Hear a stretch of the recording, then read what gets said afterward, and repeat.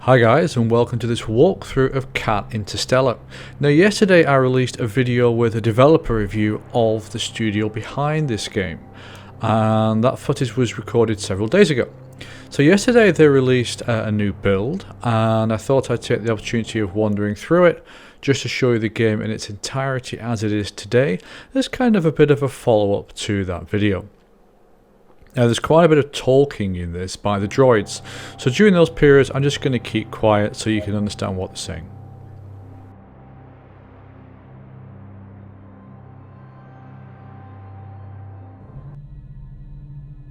I see we have a successful boot sequence to Unit 38 DOG. Yeah, looks like she's coming online now. Dog, can you hear me? Sorry, but we weren't shipped any pitch modulators. She won't be able to respond. I see. Never mind then. Please activate our navigation protocols. I'll brief her on the way to the command room, and then send her to the blast doors. Roger that. Follow me, dog.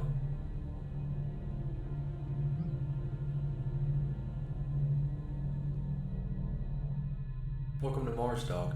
I understand it must be a little disconcerting waking up for the first time. Regardless, it's very important that you complete your mission before the humans conduct their planetary analysis. Our sector stands to be one of the most prominent on the planet. I'll explain in more detail once we get to the command room. We'll have to go through the nursery, though. The main hallway is under repair after a recent incident with the skylift.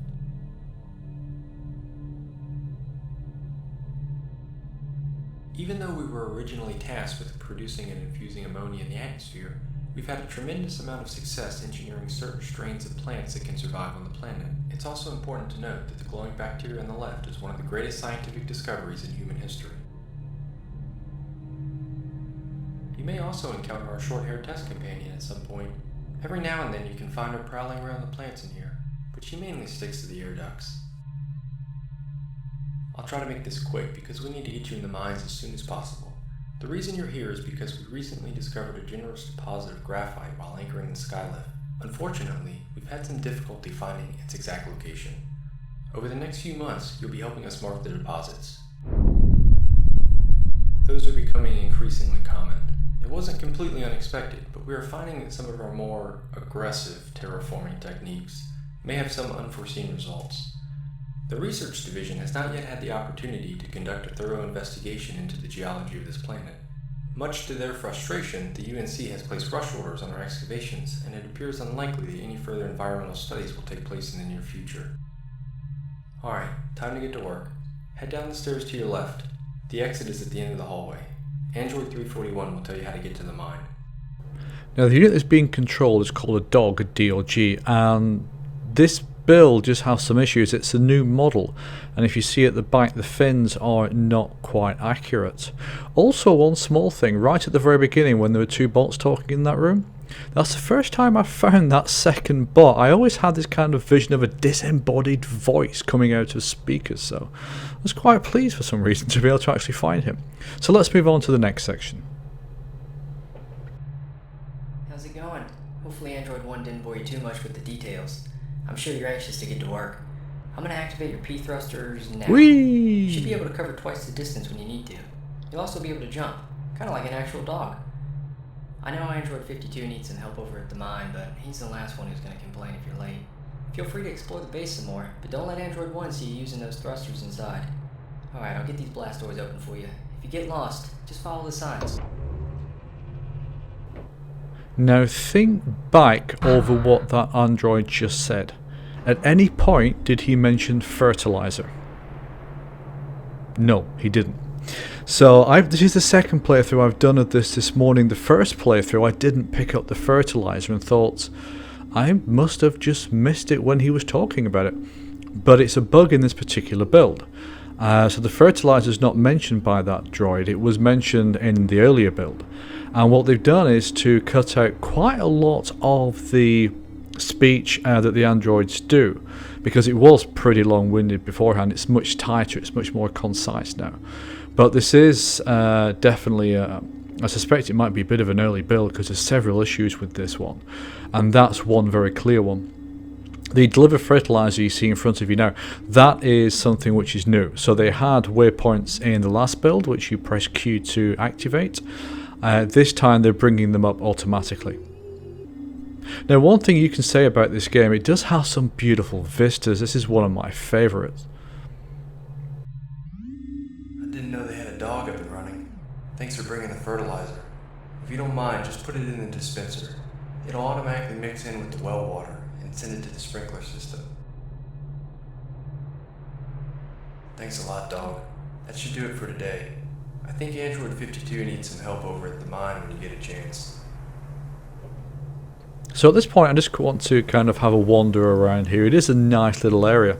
There's one thing that's always confused me about this game, though. It's set on Mars. Originally, it was going to be set on a different planet, and the devs changed it when water was found on Mars. So they've said that they want this to be quite a lot about hard science, which is fair enough. There's a lot of interest in Mars at the moment, and that's fine.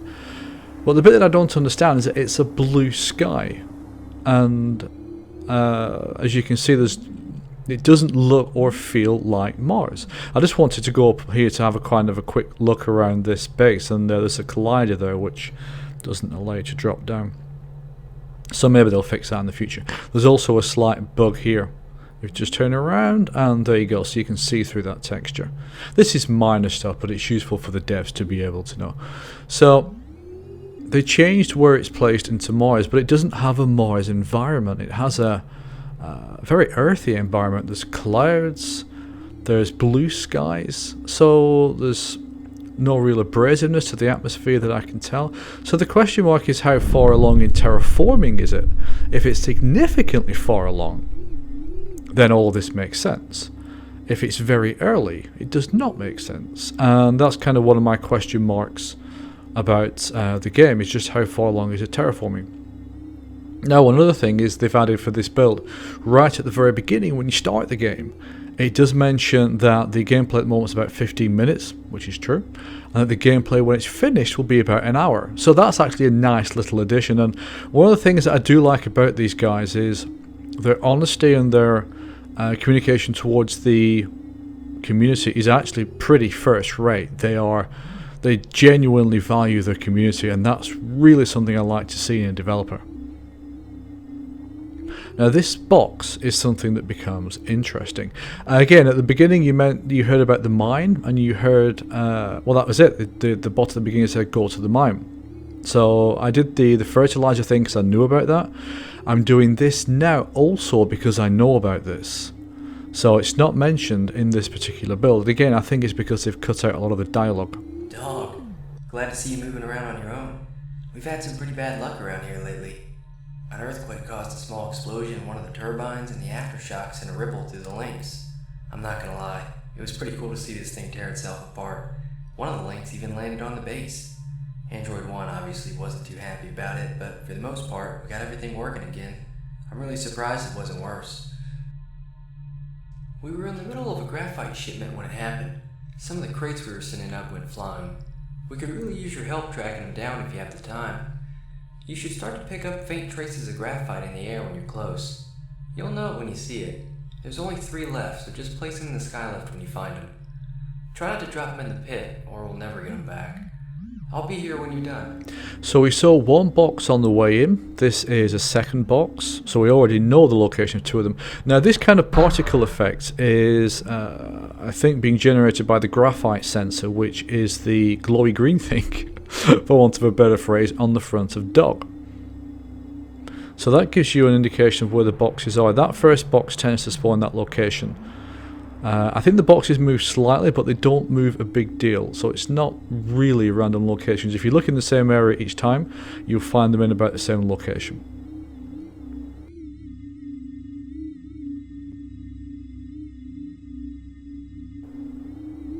Those little blue traces on the ground, those are indications that somewhere nearby there's graphite, and you can see, there it is.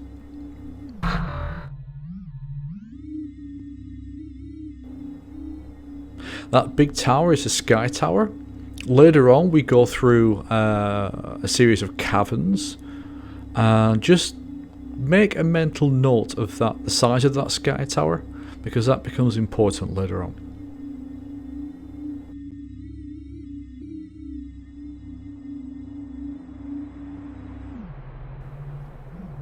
One of the main reasons for coming out on early access, according to the devs, is that they want to get good feedback from players on controlling dog, and that's absolutely valid. I mean, you're so far throughout the entirety of this game, all that you're doing is literally controlling this little droid.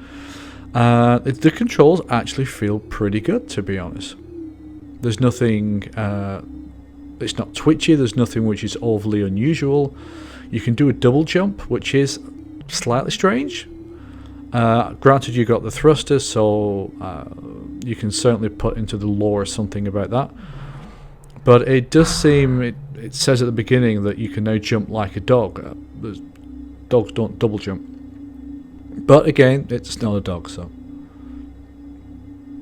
Now, one thing I wanted to test here was falling damage. And of course, if you've ever played Tribes or that series of game, you'll know how much fun it is when you ski down somewhere. So I just kind of wanted to give that little try here. Get as high as possible, hit the edge collider, and whee! Falling damage? No. But hey, it's fun. Now, one thing I don't generally tend to mention is that this game does have VR support already. So if you've got any kind of VR device, it's well worth, definitely try it with this game. Right, so notice all three are securely in that container. And activate Skylift. That bug was not in the last build either. And of course, at this point, if that thing falls all the way down to the bottom, that's going to cause a lot of problems.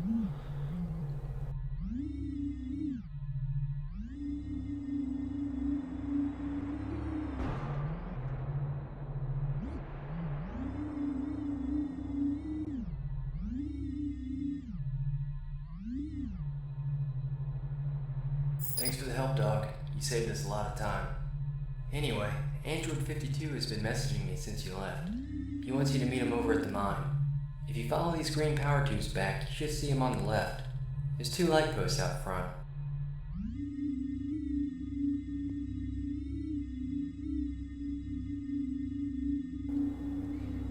Now, these green tubes, I don't know what they are, whether they're power or something else. From a level design perspective, they don't look a part of the landscape. There's no dust, there's no accumulation around the edges like you would normally get with something which is just like that. So they do kind of stand out quite a lot. You can just see that kind of particle effect of light dust coming down off the ridges.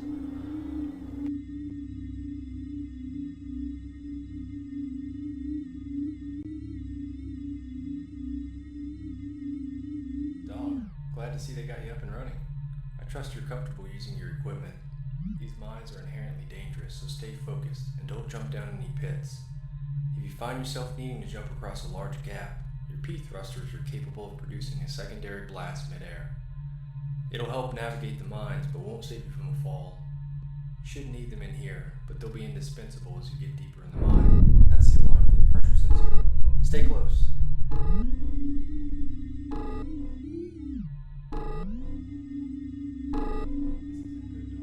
These numbers are too high. Something's wrong. I've got to get to the main control console before.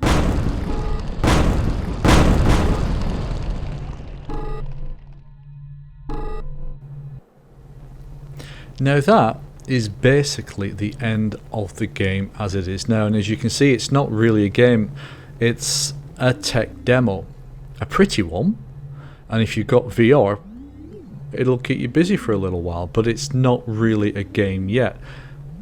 To be fair to they've got and there's also no burning damage either. So thanks for playing the first part of Cat Interstellar. We really appreciate your support and feedback. The purpose of this build is to refine the player controls, and I didn't leave myself enough time to read all of that, but basically they're just explaining what the purpose of this build is, which is fine. They are very, very, very, very clear about the state of the game, and I absolutely respect that in a developer. So this is a wander through some of the underground environments. They've opened up, I think, a couple of them in this build, because you can see a lot more in this build than you could in the former one.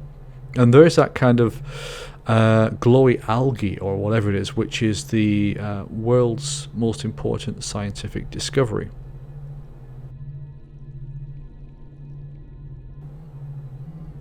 So again, the environments, they're nice, they're pretty. It's clear that they spent quite a bit of time on them, but they're not overwhelmingly, jaw-droppingly superb. And I never understand why you get some kind of what almost sounds like choir music in the background.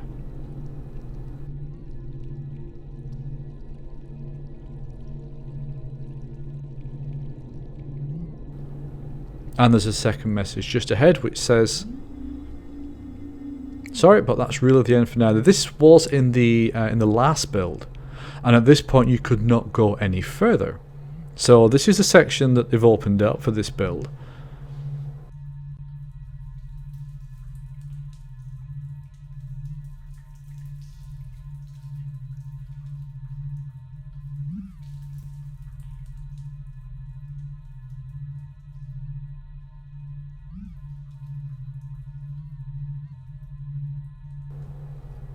So this is more or less it, and there's another few minutes now of footage which just shows different environments.